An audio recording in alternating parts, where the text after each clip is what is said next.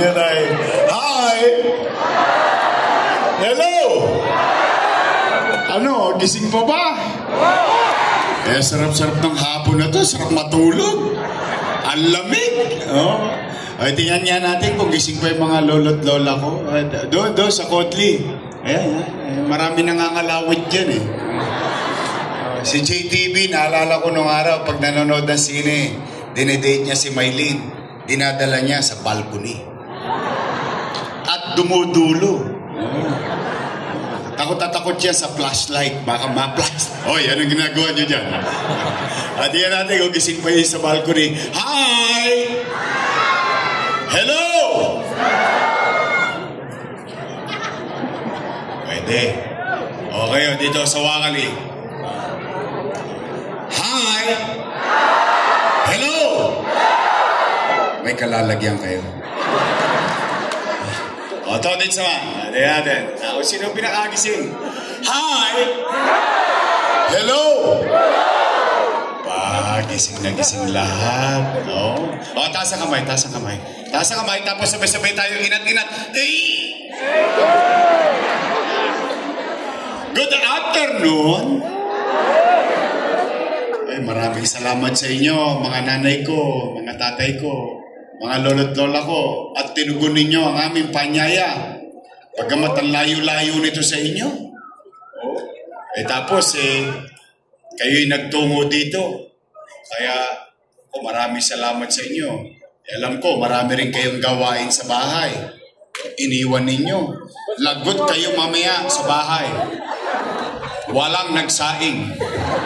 Nakipag-chismisan dito sa SM. So, Nay, Tay, thank you very much. Thank you very much. At pumanatag naman kayo, hindi naman namin kayo pauuwiin ng konsumido. Opo, ang dami-dami ng problema ng taong bayan. Pati ba naman yung away ng mga politiko, poproblemahin pa ng taong bayan. Alam naman ng taong bayan na kapag mag-e-eleksyon, ang mga politiko, magkakaaway. Yung magkakapit-bahay, kaaway din. Pagtapos ng eleksyon, yung mga politiko, pati-pati na. Yung magkakapit-bahay, kaaway pa rin. Hindi nakabubon. Kaya pumanatag kayo mga lolo't lola ko. Hindi kayo makaririnig rito ng mga panira. Opo, walang masasakit na salita. Real talk lang tayo. Because this is not about us. This is about you and your children and the city of Manila. Papansin niyo ba na parang dumudugyot ulit ang Maynila ngayon?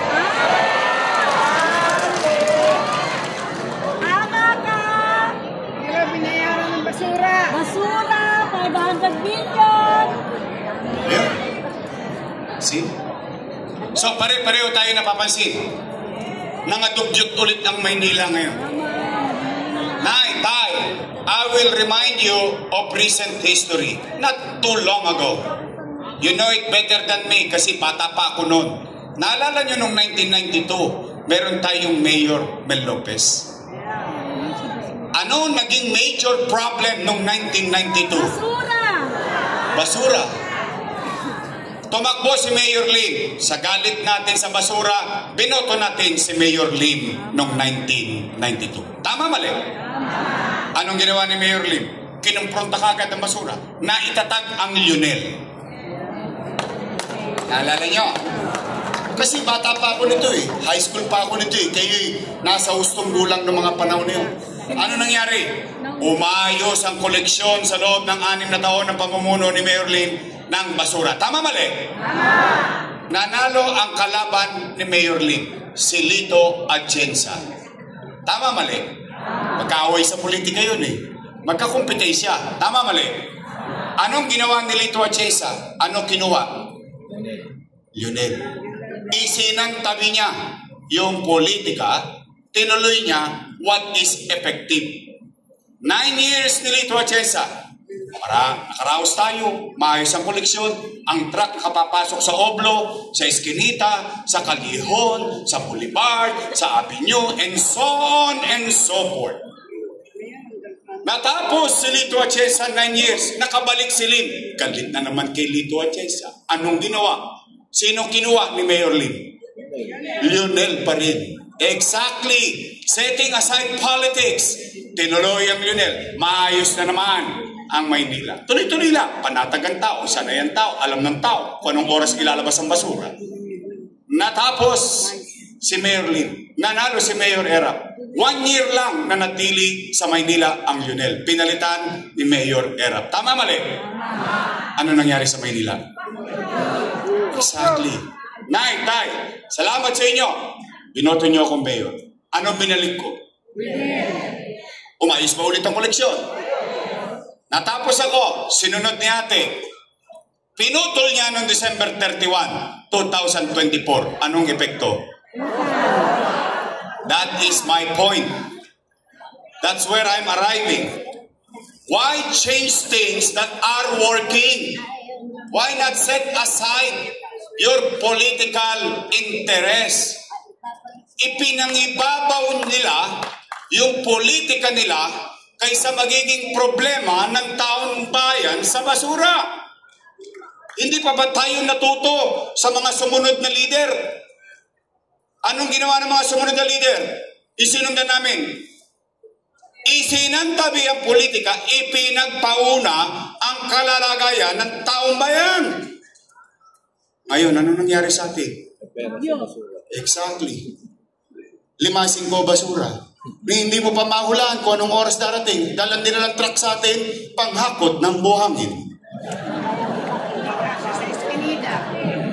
Hindi makapasok sa Oblo. Minsan na lang iabot ng matanda, iahagis pa sa taas. Napansin nyo? Nay, tay, yan usapang basura. Ito usapang ekonomiya. 17 lang ang syudad sa Metro Manila. 16 plus isang munisipyo.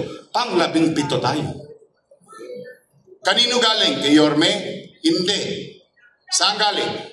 Philippine Statistics Authority. We are now number 17 out of 17. Tinalo pa tayo ng munisipyo ng Pateros. Anong tinda sa Pateros? Itlog, balot at pino. Alam niyo kung gaano kalaki ang Pateros? Mas malaki pa ang buong balik-balik. Pagpasok mo sa Pateros, pag kumaliwa ka, Pasig. Pag kumanan ka, Taguig. Ganon kali. Tingnan niyo. Economic growth. Tay, nung binoto ninyo akong mayor, we are number 16. Matapos ako mayor, we became number 3. In just 2 years, pandemic pa. Bakit tayo hindi maging number 1? Ay, mahihirapan na tayo maging number 1. Bakit? Ang laki ng geography ng Quezon City. Marami silang source. Hindi natin tatalunin ng Makati. Bakit? Business hub of the country. But we became number 3. Now we are number 17. Nasa pundilyo na naman tayo. Nay, tay, kung dito tayo kulelat, dito naman sumunod, tayo number 1. Sa krimen.